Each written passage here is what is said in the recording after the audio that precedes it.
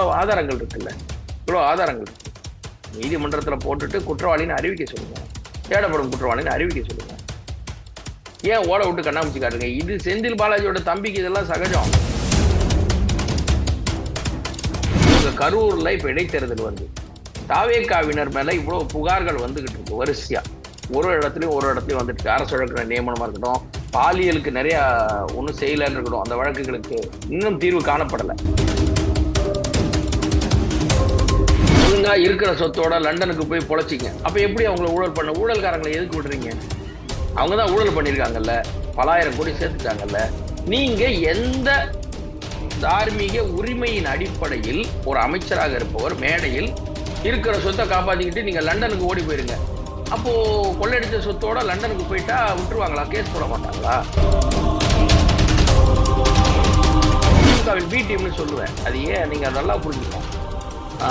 தூத்துக்குடி துப்பாக்கி சூடு நடக்கும்போது கொன்று விட்டார்கள், அதிமுக ஆட்சியில் காவல்துறை கொன்று விட்டதுன்னு இந்த படமெல்லாம் எடுத்து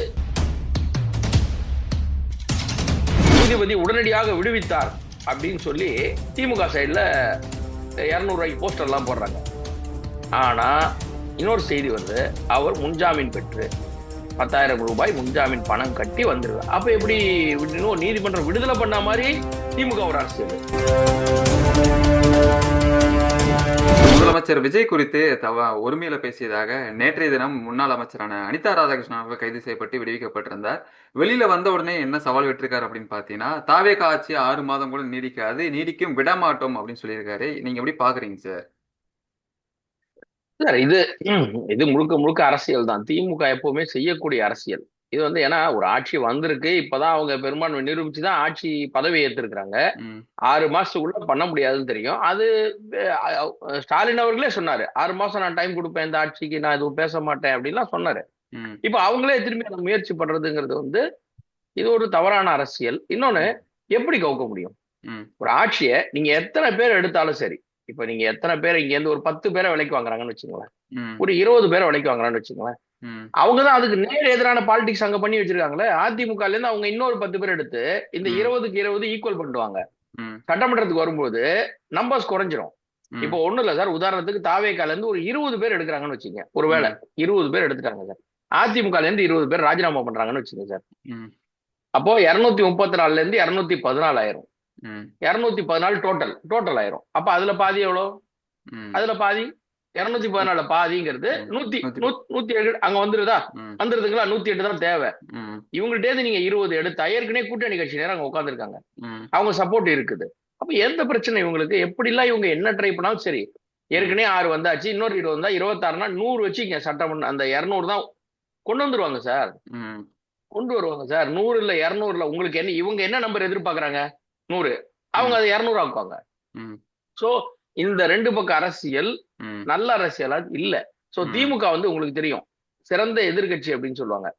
அவங்களால வந்து அதிமுக 10 ஆண்டு காலம் ஆட்சியில் இருந்த போது எதிர்கட்சியாக அமர முடிந்தது. ஆனா இப்ப முடியல. பிரச்சனை என்னன்னா, அன்றைக்கு கலைஞர் அவர்கள் முதல்வர், அவர் ஆட்சி அந்த முடிஞ்சு ஜெயலலிதா ஆட்சி வரும்போது இவர் விஞ்ஞான ஊழல்ல ஒண்ணுமே கண்டுபிடிக்க முடியல, அவங்களால பெரிய அளவுல ஒண்ணுமே செய்ய முடியல. ஆனா இப்ப இவங்க இந்த 5 வருஷத்துல இந்த காணாததை கண்டவன் எடுத்தா எப்படி இருக்கும் அந்த மாதிரி பரபரன்னு கிடைச்சதுல எல்லாம் கை வச்சு மக்கள்கிட்ட அதிருப்தி ஆயிடுச்சு. இப்ப என்ன ஆகுது? பயம் வந்துருச்சு, பதட்டம் வந்துருச்சு. இவங்க ஆட்சியில இருந்தா நம்ம மேல ஏதாவது வழக்கு நிறைய வருமே, எல்லா அமைச்சர் மேலேயும் ஒரே போகுது, வழக்கு வருது, அப்ப நமக்கு மாட்டிக்குவோம்ன்ற ஒரு பதட்டத்தின் விளைவு தான் இதெல்லாம். இல்லைன்னா கலைஞர் பாத்துறீங்களா எவ்வளவு அமைதியா அரசியல் பண்ணுவாரு?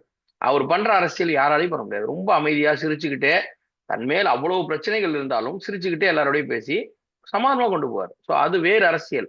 இது வந்து நல்ல ஆரோக்கியமான அரசியல் அல்ல. இது பேசுவது என்பதும் தவறு. எப்படி எடுக்க முடியுங்கிறதே எனக்கு புரியல. அவங்க சொல்ற லாஜிக்கே இல்லாத ஒரு விஷயம்.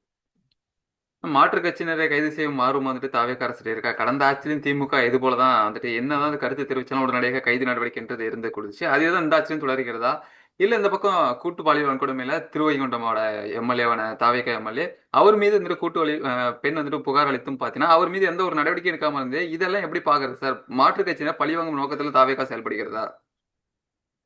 இல்ல சார், அது எல்லா அரசியல் கட்சியும் இதுதான் பண்ணுவாங்க.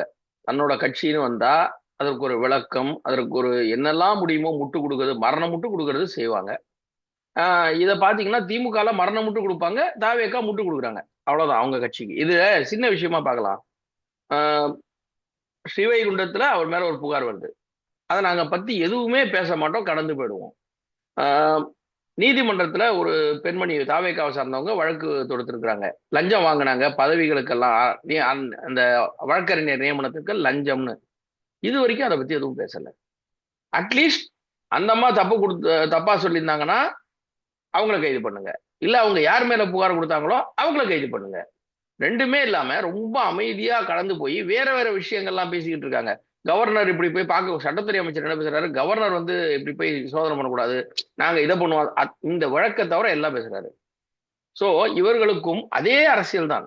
இவங்க எங்க மேல யாருன்னா பேசுனா நாங்க உடனடியா நடவடிக்கை எடுப்போன்றாங்க. சரி, இப்ப இவங்க பேசுறாங்க இல்லையா, யாரை பற்றியான அவதூறு பேசினால் அது நடவடிக்கை எடுக்க வேண்டும், நியாயமான ஒரு விஷயம்தான். சரி, ஆதவர்ஜுனா அவர்கள் பேசியிருக்கிறார், காவல்துறையினரை வைத்து நீங்கள் அப்ப காவல்துறை மேல இவர் அவதூறு கலப்புறாருன்னு இவர் எடுத்துக்க முடியுமா? முடியுமா? அப்படின்னா இவர்கள் முதலமைச்சர் கண்ட்ரோல்ல இருக்கிற காவல்துறை. சரி, அப்படின்னா கரூர்ல அந்த சம்பவம் சம்பந்தப்பட்ட, நீங்க சொல்லக்கூடிய அந்த சம்பவத்துக்கு சம்பந்தப்பட்ட காவல்துறையினர் எல்லோரையும் நீக்கி அதிரடியா கோர்ட்ல கொண்டு போய் தண்டனை வாங்கி கொடுக்க இந்த 2 மாசமா நீங்க என்ன பண்ணீங்க? இந்த 2 மாசமா அதை பத்தி என்ன பண்ணீங்க? இப்ப இடைத்தேர்தல், அங்கிருந்து எல்லாம் ராஜினாமா பண்ணிட்டு வராங்க, இடைத்தேர்தல் வருதுன்னு உடனே போய் பாக்குறீங்க. இதுவே தவறான முன்னுதாரணம். இவர்கள் கட்சி கூட்டத்துக்கு வந்து இவர்களுடைய கட்சி அந்த ஒரு இதுல வர முடியாம கூட்டத்துல நெரிசல சிக்கி இறந்தவங்க அப்பாவி மக்கள் தான். அவங்களுக்கு எல்லாம் அரசு வேலை கொடுக்குறேங்கிறது, உங்க கட்சி இதுக்கு வந்துட்டு போனவங்களுக்கு அரசு வேலை எப்படி கொடுப்பீங்க? இதேதான் போன ஆட்சி செஞ்சாங்க. கள்ளச்சாராயம் குடிச்சிட்டு வரவங்களுக்கு நிவாரணம் கொடுக்குறேன், அது காய்ச்சினவருக்கும் கொடுத்தேன், ஏன்னா அவருக்கு ஒரு குடும்பம் இருக்கு அப்படின்னாங்க. இது என்ன விதமா பார்க்க முடியும்? சோ இப்ப ஆவதவர்ஜுனா பேசுவதற்கு என்ன சொல்றீங்க? சரி, இதோட ஒண்ணு, சட்டம் என்பது தவறு செய்தவர்களை கைது செய்து சிறையில் அடைப்பதுதான் சட்டம். அதுதான் இந்த சோதனை எல்லாம். ராதவ் அவர்களோட பேட்டி ஒண்ணு பார்த்தேன், ஒரு காணொளி, மேடையில பேசுறாரு எங்கேயோ. ஒழுங்கா இருக்கிற சொத்தோட லண்டனுக்கு போய் பொழைச்சிங்க. அப்ப எப்படி அவங்கள ஊழல்காரங்களை எதுக்கு விடுறீங்க? அவங்கதான் ஊழல் பண்ணிருக்காங்கல்ல, பலாயிரம் கோடி சேர்த்துட்டாங்கல்ல. நீங்க எந்த தார்மீக உரிமையின் அடிப்படையில் ஒரு அமைச்சராக இருப்பவர் மேடையில் இருக்கிற சொத்தை காப்பாத்திக்கிட்டு நீங்க லண்டனுக்கு ஓடி போயிருங்க, அப்போ கொள்ளையடிச்ச சொத்தோட லண்டனுக்கு போயிட்டா விட்டுருவாங்களா? கேஸ் போட மாட்டாங்களா? அப்ப இது அவதூறு. இப்ப இது சொத்து சேர்த்த ஒருவரை நீங்க தப்பிக்க போக சொல்றீங்க, வெளிநாடு போயிடுங்க, சேஃப் அனுப்புறீங்க. இதெல்லாம் யார் நடவடிக்கை எடுக்கிறது? ஸோ தாவேகாவினர் எது பேசினாலும் அதை பத்தி கண்டுக்க மாட்டோம், அவங்க செஞ்சாலும் கண்டுக்க மாட்டோம். தூய சக்தின்னு ஒரு பிம்பம் வச்சிருப்போம், ஊழல் செஞ்சவங்க எல்லாரையும் கூட்டிட்டு வருவோம், எங்க கூட வச்சுப்போம், தூய சக்தியுமோ. ஆனா மற்றவங்க பேசுனா இன்னொரு பெரிய விஷயம், 90 நிமிஷத்துல 1.5 மணி நேரத்துல அவர் கைது செய்யப்படுகிறார், முன்ஜாமீன் ரத்தாவது, கைது செய்யப்படுகிறார். எப்படி அவங்களுக்கு தெரியும் முன்ஜாமீன் ரத்தாகும், உடனடியா கைது பண்ண ரெடியா அவ்வளவு ப்ரிப்பேர்டா இருக்கீங்கல்ல, மற்றதுலயும் இருங்க. சோ இது இந்த அரசியலை தாவேகா முன்னெடுக்காமல் நல்லதை செய்வதை நோக்கி சென்றால் விஜய் அவர்களை வைத்து இவர்கள் கட்டமைத்த மாய பிம்பம் உண்மையாகும். இல்லை என்றால் மாய பிம்பம் எப்போது விட்டாலும் சுக்குநூறு ஆகும். ஆதவர்ஜுனா மேடையில பேசுறது சரியா சார்? ஆட்சி அதிகாரம் நம்ம கிட்ட இருக்கு, நம்ம எதுனாலும் பேசலாம் அப்படின்ற துணிச்சலோடு பேசுகிறாரா? காவல்துறை ஒத்துழைப்புன்றது எப்படி குறிப்பிட்டு சொல்றாரு சார்? தற்போது முதலமைச்சர் அதைத்தான் நம்ம சொல்றோம். அப்ப அவர் என்ன சொல்லுவாருன்னு கேட்டீங்கன்னா, லாஜிக்கா, நான் போன ஆட்சியில இருந்தவங்கள சொன்னேன், இந்த ஆட்சியில சொல்லல. அப்ப இருந்தவங்க தான் அந்த சம்பவம் நடந்தது, அப்ப திமுக ஆட்சி தான். அதனால அவர்களை அப்பொழுது இருந்தவர்கள் அப்ப இப்பவும் பணியில இருப்பாங்கல்ல. அந்த காவலுக்கு 500 பேர் சார். அன்றைக்கு காவல்துறை தலைமை அதிகாரி சொன்ன ஸ்டேட்மெண்ட் படி 500 போலீஸ் நாங்க கொடுத்துருக்குறோம், 500 to 600 பேர் இருந்தாங்கன்னாரு. அப்ப அந்த 500 பேரையும் டிஸ்மிஸ் பண்ணி அவங்கள வழக்கு போட்டு சிறையில் அடைச்சு ஒரு அறிக்கை கொடுங்க, இத்தனை பேரை நாங்க அரெஸ்ட் பண்ணிட்டோம், 500 பேரையும் அரெஸ்ட் பண்ணிட்டோம். ஏன்னா ஒரு கூட்டத்துல இங்க இருந்தவங்க மட்டும் தள்ளினாங்க, அங்க இருந்தவங்க தள்ளினாங்கன்னு பார்க்க முடியாது. மொத்த பேர் நீங்க குற்றம் சொல்றீங்கன்னா 500 பேர் மேலேயும் வழக்கு போடுங்க, பணி நீக்கம் பண்ணுங்க. ஏன் அதெல்லாம் பண்ணல? இப்ப இதேதான் திமுக ஆட்சியில பாருங்க, சேம். எப்பவும் நான் திமுகவின் பி டீம்னு சொல்லுவேன். அது ஏன் நீங்க நல்லா புரிஞ்சுக்கணும். தூத்துக்குடி துப்பாக்கி சூடு நடக்கும்போது கொன்று விட்டார்கள் அதிமுக ஆட்சியில் காவல்துறை கொன்று விட்டதுன்னு இந்த படமெல்லாம் எடுத்து மஞ்சள் டிஷர்ட் போட்டு வரணும், ஒரு படம் கூட வந்தது. அந்த காமெடின்ற பேர்ல அதிமுக ஆட்சியை மாத்திரமே நக்கல் அடி பண்ணக்கூடிய காலகட்டங்கள் 5 வருஷமா இருந்து நமக்கெல்லாம் தெரியும். அந்த படங்கள்லாம் பாத்தீங்கன்னா சொல்லுவாங்க. இதுல தூத்துக்குடியில துப்பாக்கி சூடு சம்பந்தப்பட்ட ஒரு அதிகாரிக்கு பதவி உயர்வு கொடுத்தாங்க. ஆட்சிக்கு வரதுக்கு முன்னாடி என்ன சொன்னாங்க? நாங்க வந்தோம்னா உள்ள தள்ளிடுவோம் எல்லாரையும், நாங்க நீதியை நிலைநாட்டுவோம் அப்படின்லாம் பேசுறாங்க. வந்த உடனே அவருக்கு பதவி உயர்வு கொடுக்கப்பட்டது. இப்ப இவங்க வந்து 2 மாசமா அது சம்பந்தப்பட்ட காவலர்கள் உங்களுக்கு தெரியும்ல, யார் யார் டியூட்டிக்கு போனாங்கன்னு. கூப்பிடுங்க, டிஸ்மிஸ் தாங்கப்பா, டிஸ்மிஸ் ஆர்டர். நம்ம முதல்வன் படத்துல அர்ஜுன் பண்ணுவார்ல, ஸ்பாட்ல எல்லாருக்கும் டைப் பண்ணி டிஸ்மிஸ் ஆர்டர் கொடுப்பாரு. இவ்வளவு பெரிய லிஸ்ட் இருக்கும், எல்லாத்தையும் மாவட்ட கலெக்டர் கையெழுத்து போட்டு கொடுங்க பாருல, அந்த மாதிரி பண்ணுங்க. விஜய் சாரை டிஸ்டர்ப் பண்ணுவோம்னா நீங்க பண்ணுங்க, முதல்வர் ஏன் டிஸ்டர்ப் பண்ணி நீங்களே கலெக்டர் எல்லாம் பாஸ் பண்ண முடியும், சொல்லிடுங்க எல்லாத்தையும். அப்போ இதெல்லாம் நீங்க செய்வதில்லை. மேடையில் அரசியல் செய்வது வேறு. காவல்துறையினெல்லாம் குற்றம் சாட்ட முடியாது சார். சொன்னீங்கன்னா ஆதாரத்தோட கொடுங்க, கொடுத்தீங்கன்னா அவர் வெளியில அனுப்பணும். அதுதான் நம்முடைய கோரிக்கை. நல்லா செய்றீங்களா? செய்றீங்க. நல்லா செய்யலையா? செய்யல. இந்த நடுநிலையா பேசுறதுங்கிறது தான் இவங்களுக்கெல்லாம் ஆவறது இல்லை. அனிதா ராதாகிருஷ்ணன் பேசியது தவறு, தவறு. ஆனால் அவசர கதியில போய் கைது பண்றது, போன ஆட்சியில பார்த்திருக்கோம். மாரிதாஸ் கைது செய்யப்படுவார், சவுக்கு சங்கர் கைது செய்யப்படுவார், போயிட்டு வெளியே வந்துருவாங்க. போயிட்டு நீதிமன்றம் சொல்லுவோம் ஆதாரமே இல்லை, எது கொண்டு வந்தீங்கன்னு. அந்த மாதிரி இவங்களும் இதே மாதிரி பண்ண. இப்போ ஒண்ணும் இல்ல, இதுலயும் இன்னொரு அரசியல் சொல்றேன். நீதிபதி உடனடியாக விடுவித்தார் அப்படின்னு சொல்லி திமுக சைடுல 200 ரூபாய்க்கு போஸ்டர் எல்லாம் போடுறாங்க. ஆனா இன்னொரு செய்தி வருது, அவர் முன்ஜாமீன் பெற்று 10,000 ரூபாய் முன்ஜாமீன் பணம் கட்டி வந்துருது. அப்ப எப்படி இன்னும் நீதிமன்றம் விடுதலை பண்ண மாதிரி திமுக ஒரு அரசியல். இதுல இன்னொன்னு, அனிதா ராதாகிருஷ்ணன் தன்னோட இருப்பு இத்தனை நாள் எங்க இருந்தார்? இவ்வளவு நாள் அவர் எங்க இருந்தார்? தோத்து போய் 60 நாள் ஆச்சு. என்ன பேசினாரு? இந்த இந்த திமுக கூட்டணி தோத்து போய் 60 நாள் இந்த பதவி வந்து ஆகுது, எங்க போனார்? இன்னைக்கு அவருக்கு தன்னுடைய இருப்பை தக்க வச்சுக்கணும். ஏன்னா அதுல களை எடுக்கிறதுக்கு முடிவு பண்ணிட்டாங்க. எந்தெந்த ஏரியாலாம் தோத்துருக்கோம், யாரெல்லாம் வேலை சரியா செய்யல, எல்லாரையும் தூக்குங்க. உதயநிதி அடுத்த கட்டத்துக்கு தயாராகிறாரு. தனக்கு இணக்கமான ஆட்களை மாவட்ட செயலாளராக வச்சு இளைஞர்களை பொறுப்பில் கொண்டு வந்து அவர் தன்னுடைய ஒரு சர்க்கிளை ஃபார்ம் பண்ண ட்ரை பண்ணும்போது இவரெல்லாம் அடிபடுவாரு. ஏன்னா இவருக்கு ஆல்ரெடி இவருடைய சொத்தெல்லாம் முடங்கி கிடந்துச்சு. நிறைய இடத்துல அந்த வழக்குகள்ல சில முடங்கி இருந்து இப்பவும் திரும்பியும் நடக்குது. அப்போ அவர் தன்னோட வச்சுப்பாரா? இவரு திரு ஸ்டாலின் அவர்களுடைய அந்த ஒரு நட்பின் வட்டாரத்துல உள்ள வந்தவர். அதிமுக இருந்து இங்க வந்து சேர்ந்து நட்பு வட்டாரத்துல இவரு உதயநிதிக்கு செட் ஆக மாட்டாரு. இப்ப என்ன பயம்? நம்ம எதுவுமே சொல்லலைன்னா நம்மளை தூக்கிடுவாங்களோ, நம்ம ஏதாவது ஆக்டிவ் பாலிடிக்ஸ் பண்ணணுமோன்னு இவர் பேசியிருக்காரு. அவர் பேசுற அவசியமே இல்லை. அப்போ ஸ்டாலின் அவர்கள் என்ன சொல்றாரு? ரைட்டு, எல்லாம் பேசுங்க அப்படின்னு இவரும் வந்து பேசுறாரு. அவர் பேச சொன்ன ஆட்கள் அந்த ஜென்சி கூட்டம்னு நடக்குது இல்லையா, அங்க இவரும் பேசி இப்ப தேவையில்லாத பிரச்சனை. 2 பக்கமும் அரசியல் செய்வதை சிறப்பாக செய்யுங்கள், இந்த மாதிரி கேவலமா செய்யாதீங்க. கேட்டா அரசியல் செய்யாம அவிலா செய்வோங்கிறதெல்லாம் தாவேகாவுக்கு வேண்டாம் அப்படிங்கிறதா நம்முடைய ஒரு சின்ன கோரிக்கை. தற்போது நடக்கக்கூடிய இந்த தாவேக அரசை வந்துட்டு கவிழ்க்கணும் அப்படின்றதுக்காக செந்தில் பாலாஜி அவர்கள் வந்துட்டு இந்த பேரம் பேசியதாக பல கோடி ரூபாய் இதில் வந்துட்டு ஈடுபட்டிருப்பதாகவும் தினந்தோறும் ஒரு செய்தி வந்துட்டு இருக்கு. இது குறித்து உங்கள் பார்வை என்ன சார்? சரி, இப்போ செந்தில் பாலாஜி அவர்களோட பேசினதா சொல்லப்பட்ட அந்த குழுல இருந்து ஒருத்தர், ஒரு பத்திரிகையாளர் என்று சொல்லப்படக்கூடிய ஒருவர் வந்து பேசியிருக்காரு ஒருத்தர்கிட்ட அப்படின்னாங்க. அவரு நம்ம புறநகர்ல உள்ள ஒரு எம்எல்ஏ அப்படின்னு சொல்லி அவர்கிட்ட தான் பேசினாங்க அப்படின்னு சொல்லி சொன்னாங்க. சார், அந்த எம்எல்ஏவே எப்படி சார் வந்தாரு? அங்க அறிவிக்கப்பட்ட வேட்பாளர் வேறு.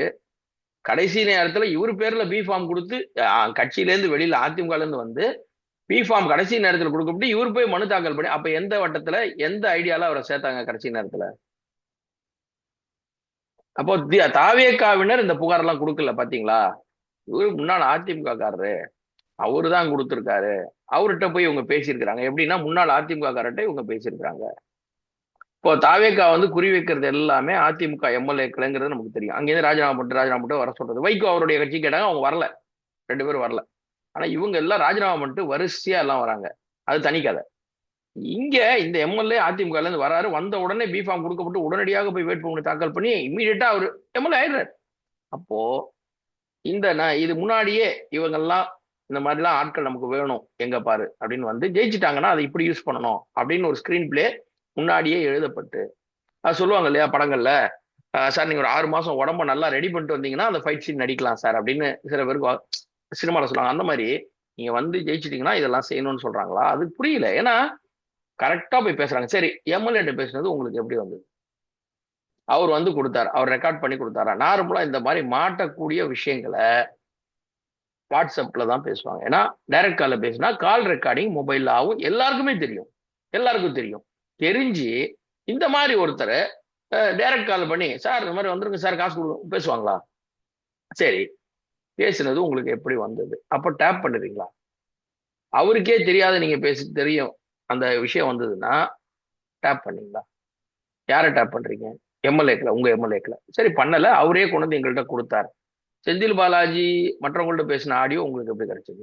அது யாரை டேப் பண்ண? உங்க எம்எல்ஏ விட்டுருங்க, அவர் தான் சொல்றாரு இந்த மாதிரி கேட்கறாங்க, மிரட்டுறாங்க அப்படின்னு சொல்றாரு. செந்தில் பாலாஜி அவரு தம்பி பேசின ஆடியோ எல்லாம் உங்களுக்கு வருதுன்னா அப்ப எத்தனை போனை டேப் பண்றீங்க? அப்ப அவங்களதெல்லாம் நீங்க லிஸ்ட் போட்டு என்ன பேசுறாங்கன்னு எடுக்கிறீங்களா? சரி, இவ்வளவு ஆதாரங்கள் இருக்குல்ல, இவ்வளவு ஆதாரங்கள் இருக்கு, நீதிமன்றத்துல போட்டுட்டு குற்றவாளின்னு அறிவிக்க சொல்லுங்க, தேடப்படும் குற்றவாளின்னு அறிவிக்க சொல்லுங்க. ஏன் ஓட விட்டு கண்ணாமூச்சி காட்டுங்க? இது செந்தில் பாலாஜியோட தம்பிக்கு இதெல்லாம் சகஜம். அவரு அமலாக்கத்துறை தேடின வழக்கிலேயே 2 வருஷம் அசால்ட்டா ஒளிஞ்சிருந்து எலெக்ஷன் நேரத்துல வந்து பிரச்சாரம் பண்ணாரு. அவர் அதுலயே ஜாலியா வந்து மனுஷன் நின்று ஜீப்ல பிரச்சாரம் பண்ணிட்டு போறாரு. மாற்று வேட்பாளரால அவர் பேர் வந்து அந்த அளவுக்கு ஜாலியா இருக்கிற ஆள் ஒண்ணுமே இல்லை அவருக்கு. என்ன பண்ணுவீங்கன்ற லெவல் இப்போ இந்த கேஸ்ல ஜாலியா சுத்தின்னு இருக்காரு. எங்க இருக்காரு? தலைமறைவா இருக்காருங்க. எங்க போனாரு தெரியாதுங்க. அதை கண்டுபிடிக்க முடியாதா? ஏன் முடியாது? இதுதான் நம்ம கேள்வி. இது வந்து ஒரு ஒரு ஏதோ ஒரு விஷயம் உள்ள நடக்குது. இவங்க கரூர்ல இப்ப இடைத்தேர்தல் வருது. தாவேகாவினர் மேல இவ்வளவு புகார்கள் வந்துகிட்டு இருக்கு வரிசையா. ஒரு இடத்துலயும் வந்துட்டு இருக்கு. அரசு வழக்கு நியமனமா இருக்கட்டும், பாலியலுக்கு நிறைய ஒன்றும் செய்யலன்னு இருக்கட்டும், அந்த வழக்குகளுக்கு இன்னும் தீர்வு காணப்படல. பாலியல் வன்முறைகள் நடக்கின்றது, கொலைகள் நடக்கின்றது. ஒரே நாள்ல 3 இடத்துல கொலை நடந்ததெல்லாம் பார்த்தோம். 2 ரெட்டை கொலை வேற. அதுல நடு ரோட்ல ஹைவே ஓரமா நடு ரோட்ல போட்டு கொலை பண்ணதெல்லாம் நம்ம பார்த்தோம் ஹைவே. அப்போ இன்னும் சரி பண்ணவில்லை. இதெல்லாம் மறைக்கிறதுக்கு இவங்க வேற ஒரு அரசியலை கையில எடுத்து இந்த மாதிரி பாத்தீங்களா எங்களை இந்த மாதிரி பண்றாங்க. ஆஹ் கரூர்ல நம்ம கூட்டம் போட்ட போது ஆட்சிக்கு நம்ம வந்துடக்கூடாதுங்கிறதுக்காக திட்டம் போட்டு நம்ம மக்களை இப்படி பண்ணவங்க இப்போ இப்போ இப்படி பண்றாங்களே பாத்தீங்களா, எங்க கட்சியை விலைக்கு வாங்க பாக்குறாங்கன்னா, நீங்க அதிமுகல இருந்து வாங்குறதெல்லாம் என்ன கணக்கு? நீங்க அதிமுக அப்போ சரி, காசெல்லாம் நாங்க கொடுக்கல சார், எங்க மேல உள்ள அன்புல கிளம்பி விஜயபாஸ்கர் வந்துட்டாரு அப்படின்னா, வைகோ அவர்களோட முதல்வரே பேசி அவர் என்ன சொன்னார்? விஜயே சொன்னார், ராஜினாமா பண்ண சொல்லுங்க, நான் வந்து பிரச்சாரம் பண்ணி ஜெயிக்க வைக்கிறேன்னா அது என்ன ஒரு பேரம்? குதிரை பேரம் இல்லாம, ஒட்டக பேரம் இல்லாம, அது வேற ஏதாவது பேர் வைக்கணும் புதுசா. அப்போ நீங்க பேரம் பேசும்போது திமுகவும் உங்களுக்கு அப்படித்தானே பண்ணும். நீங்க அதிமுக கூட இடத்த காலி பண்ணணும்னு முடிவு பண்ணீங்க. திமுகல இருந்து கூட்டணியை மட்டும் காலி பண்ணணும்னு முடிவு பண்ணீங்க. திமுகவை நீங்க காலி பண்ணணும் முடிவு பண்ணல. ஆனா திமுக அதிமுக ஆட்சி அமைக்கட்டும், நாங்க ஆதரவு தரோம்னு சொல்லி அவரு ஐயுஎம்எல் தலைவர் இன்னைக்கு அவர்கிட்ட பேசுனா அவரே சொன்னார், என்கிட்ட பேசினாங்க, ஸ்டாலினே சொன்னார், இந்த மாதிரி எடப்பாடி முதல்வர் ஆகட்டும், வெளில இருந்து நம்ம ஆதரவு தருவோம்னு சொன்னாருங்க. அந்த குதிரை பேர் அரசியல். அது என்ன அரசியல்? அப்போ இப்ப ஆக மொத்தம் இந்த எலெக்ஷனுக்கு அப்புறம் தமிழ்நாட்டுக்கு அரசியல் பேர அரசியலா முடிஞ்சு போச்சு. பேரம் தான், யாரை எப்படி எப்ப விலைக்கு வாங்கணும். சார் கண்கூடா பாக்குறோம், ஒரு காணொளி வருது. திரு விஜயபாஸ்கர் அதிமுகல இருந்து வராரு. அவரு பெரிய மினிஸ்டர், அந்த ஒரு லீடர் அதிமுகல. ஒரு கூட்டம் சார், உள்ளுக்குள்ள ஒரு 100 பேர் வராங்க. அதுல ஒருத்தரா முண்டி அடிச்சுக்கிட்டு தள்ளி விட்டுட்டு உள்ள அவர் வராரு சார். அவருக்கு மரியாதை இல்லை. அதையும் மீறி ஒருத்தர் வராருன்னா எந்த லாபத்துக்கு வருவாரு? ஒன்னும் லாபமே இல்லாம ஒருத்தர் வருவாரா? இதெல்லாம் சகிச்சுக்கிட்டு வருவாரா? சொல்லுங்க. இவங்க 2 பேரும் எவ்வளவு பேசுனாங்க நமக்கு தெரியும். செங்கோட்டையனும் விஜயபாஸ்கரும் ஒருவர் எவ்வளவு பேசினாலும் தெரியும். அதையும் மீறி வராங்கன்னா அப்ப அங்க என்ன நடந்திருக்கு? அவரை 2024 கேரளால தேடி போய் கைது பண்ண வழக்கெல்லாம் இருக்கு, நில மோசடி சம்பந்தமா. அவரை கூட்டிட்டு வந்திருக்கீங்க. அப்ப என்ன பேரம் அதுல இருக்கு? தூய சக்தி வந்து எதுக்கு? தீந்து போன சக்தியில இருந்து வழக்குல உள்ளவர், குட்கா வழக்குல உள்ளவர் விஜயபாஸ்கர், நில வழக்குல உள்ளவர் எம்ஆர் விஜயபாஸ்கர், இன்னைக்கு மதிப்புக்கு சொல்ல போனா அவங்க எல்லாம் பல ஆயிரம் கோடி சேர்த்தவங்கன்னு குற்றம் சாட்டப்பட்டவர்கள். அப்ப அவங்க ஏன் நீங்க வந்து கொண்டு வரீங்க? அப்ப எந்த பேரத்தின் அடிப்படையில் கொண்டு வருகிறீர்கள்? திருமாவளவன் ஆபீஸ்க்கு நீங்க போறதுக்கு முதல் நாள் சோபா வந்துச்சு, சரி. அது இல்லைன்னா அது வந்து அவங்க ஆர்டர் பண்ணதுன்னாங்க. ஒரு குற்றச்சாட்டு வந்து நின்று போச்சு. சம்பந்தமே இல்லாம நீங்க எதுக்கு ஆட்சிக்கு வரதுக்கு முன்னாடி ஆனந்த தனியா போய் சண்முகத்தை மீட் பண்ணீங்க? குரூப்பிசம் பண்ணி நீங்க என்ன பேரத்துக்கு பண்ணீங்க? இப்ப நீங்க எல்லா கட்சிகளின் நீங்க கலைப்பதற்கு ட்ரை பண்ணும்போது உங்களை ஒருத்தர் பண்ணுவாரு. அதுதான் திமுகவோட அரசியல். பட் அதுல வந்து எப்படி குற்றம் சாட்டுகிறார்கள் என்பதுதான் முக்கியம். ஆதாரங்கள் இருந்தால் உடனடியாக பொதுவெளியில கொடுத்து, நீதிமன்றத்துல கொடுத்து, ஒரு தேடப்படும் குற்றவாளின்னு ஓப்பனா சொல்லுங்க. வழக்கு இருக்கு, அவரை பார்த்துக்கிட்டு இருக்கோம், தேடிக்கிட்டு இருக்கோம், அப்படி சொல்லாதீங்க.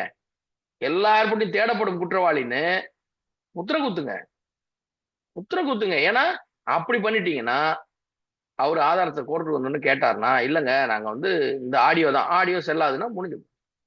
ஆடியோவுக்கான அடிப்படை எங்க இருக்குன்னு அவங்க நிரூபிச்சு இவங்க நிரூபிச்சு வரதுக்கு போயிடும். கரூர் இடைத்தேர்தல் முடிஞ்சிடும். அதுக்கப்புறம் அந்த விஷயம் சைலண்ட் ஆயிடும். ஸோ இது பண்ணாம நல்ல விதமாக அந்த வழக்குகளை எல்லாம் நடத்தினால் மற்றவர்கள் மீது உள்ள வழக்குகளுக்கும் ஒருத்தர் பவுடர் பொடி பண்ணாரு. அவர் என்னன்னு தெரியல. அவரு அவருடைய நண்பர்கள்னு சொல்லிட்டு இந்த முகநூல்ல போடுறவங்க எல்லாருமே கரெக்டா ஒரே மேட்டரை காப்பி பேஸ்ட் பண்றாங்க. அவர் நல்லவர் எங்க ஏரியால இருக்காரு, நான் பார்த்தேன். அவர் எங்க நல்லவர் எங்க ஏரியால இருக்காரு, ஒரே மாதிரி எல்லாரும் போடுறாங்க. அது எதுக்கு? எதுக்கு இப்ப அவரை வலிந்து வந்து நல்லவர்னு நீங்க எதுக்கு சொல்லணும்? வலிந்து சொல்லக்கூடிய காரணங்கள் என்ன? முதல்வர் ஆக்ஷன் எடுப்பாருன்னு சொல்லிட்டீங்க, விட்டாச்சு. வலிந்து அவர் நல்லவர் நல்லவர் நல்லவர் நல்லவர்னு தினம் அதை ரிப்பீட்டடா பண்ணி இந்த வேலையைத்தான் புஷி ஆனந்த் பண்ணாருன்னு எஸ்எஸ்என் சார் குற்றம் சாட்டினார். கட்சி இப்ப அதே புஷி ஆனந்த் அவர்களுடைய வழிகாட்டுதலில் அதே வழியை பண்ற ரொம்ப மோசமா இருக்கு. பார்ப்போம், விரைவில் அவர் கைது செய்யப்பட்டாலோ நீதிமன்றத்துக்கு அவர்களாக வந்தாலோ நமக்கு அதுல ஏதாவது ஒரு தகவல் கிடைக்கும்.